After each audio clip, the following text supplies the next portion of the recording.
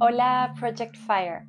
My name is Josefina Muñoz Torres, and I'm a multidisciplinary visual artist specializing in glass based in Santiago, Chile. Since learning about your involvement in the creation of a memorial for the Chicago Race Riots of 1919, I've been really thinking about the challenges behind the conceptualization and creation of a memorial itself. I mean, how do you commemorate and honor people that you don't personally know? In that sense, could you tell us a little bit about the process that you went through as a team to learn about the 38 people for whom you're creating each of the markers? And also, could you refer to the particular elements in the artwork that you created that keep alive the memory of those that you're honoring? Thank you very much, and congratulations on this really beautiful project. Thank you, Josefina, for your questions. I feel like I'm just helping keep a legacy going. It's really from the heart, like, because the stories are sad. So it's like, I don't see nothing wrong with getting that story out there so everyone can know.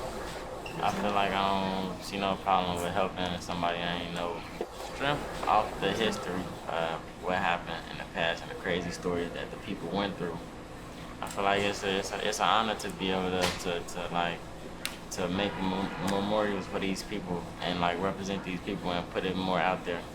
The reason why I can help people is because it's good people out there that can help me. So and I don't want to let our history die out. I read a little story about a guy that worked at the Palmer House. And I didn't really know the Palmer House was like, it was fancy inside, and so I knew it was some kind of popular hotel.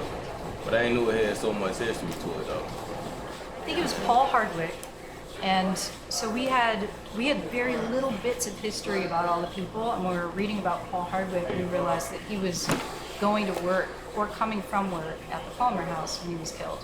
Yeah, that was crazy. We had an art sale there, nice art sale. The reason why I connect so much with my brick is because that boy that died that day could have been me. Cause like I'm like one of them type of people that don't be paying attention to every little thing all the time. So that's why I connect, because he lost his life from an accident without even knowing what was really going on.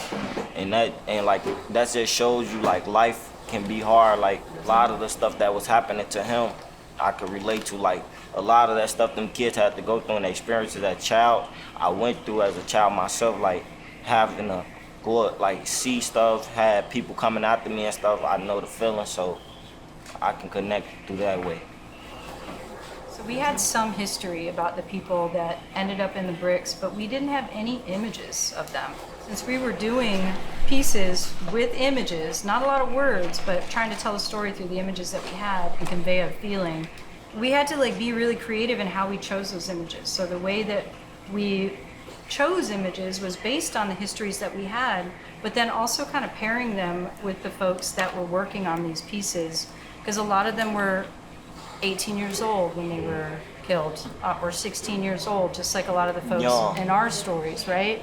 And then even though we didn't have pictures of them themselves, we felt like putting the images of the artists that actually worked on these pieces on the bricks. It commemorated them and honored them as like people that, as Jacob said, like who are living now, but have maybe had same experiences, like, or like, you know, the similar feelings, you know, these Yeah, like, and another thing is like the racism, it ain't as bad as it used to be, but it didn't never stop. Like, you still, like, by me being how I am, like, I still get judged. So when I hear about stuff like that, it really touched me deep, because me being like the way I am, the way I dress, my dreads, they look at me as like how they look at every other black kid. Like, oh, he just gonna be doing what they do. Like people clutching their purse around me, all of that. Like, it's a word for it, systemic racism, right? Yeah, a lot of systemic racism still go on. You can't escape it. And it's just like, it never ends. So, you know, you just got to keep on going. You know, you got to keep the history going. You can't let it die, because they trying to wipe our history out. They trying to sweep it under the rug like it didn't happen, but it happened. And then they trying to cover it up like it's just cool, but it ain't cool. and we here to show y'all that it ain't cool, and we gonna represent my people. What's up? Thanks for checking out this Geeks Shorts episode. This is just one of 10 chapters featuring the speaker's artwork, artistic practice, and direct conversations with the community.